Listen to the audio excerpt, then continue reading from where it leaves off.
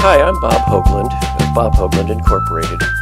These interviews were originally created for first-year teachers and administrators, but they evolved into an excellent opportunity for all educators to reflect upon and be inspired by the answers of fellow professionals. I hope you enjoy this excerpt from my interview with Arlene Kane. What advice would you give to a brand new first-year assistant principal coming to a new school?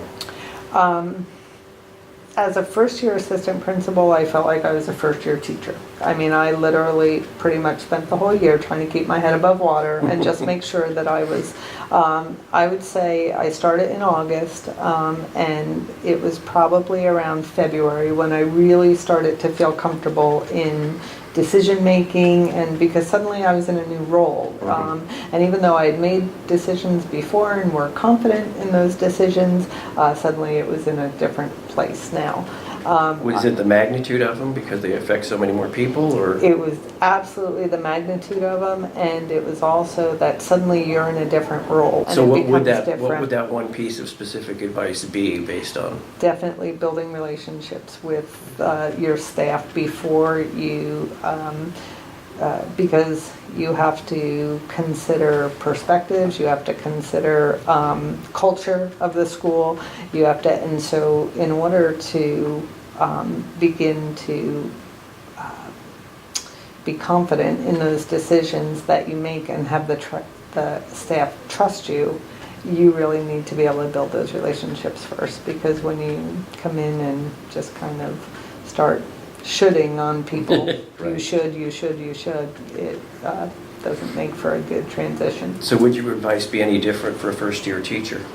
No, not at all. Like I said, I really paralleled, and it's funny because becoming an assistant principal, I felt like how I was like, wow, I feel like my first year back in the classroom, because I feel like everything you do, you kind of question, like, ooh, did that work? Is that going to work? Or, you know, how things are going to go. So you become more confident as you start to see your decisions that work well, that you see growth, you see improvement, you see relationships with the students. You know, as a teacher, right. You begin to see those, and you begin to see that when when you have that relationship with your students, they become more engaged because now and one of the things that we both know, and especially from the experience at Tropic Isles, that the change didn't happen overnight. It took a good 3 years, 3 to 5 years to really get the culture changed. Having said that, how do you maintain your perception of not judging data, of not judging people, of not judging grade levels, to take that time for growth? Oh, you have to take that time for growth.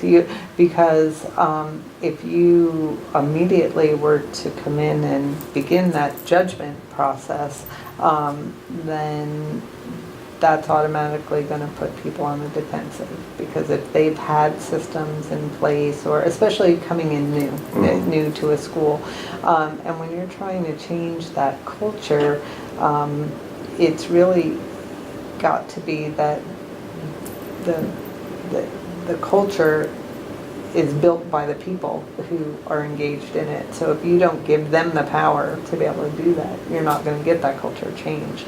And that takes time. You can't do that overnight, because there's got to be a certain level of building trust and building those relationships. Thanks for watching. I hope you enjoyed the interview. Let me help you get better results, have healthier relationships, and increased responsibility in your class, school, or district.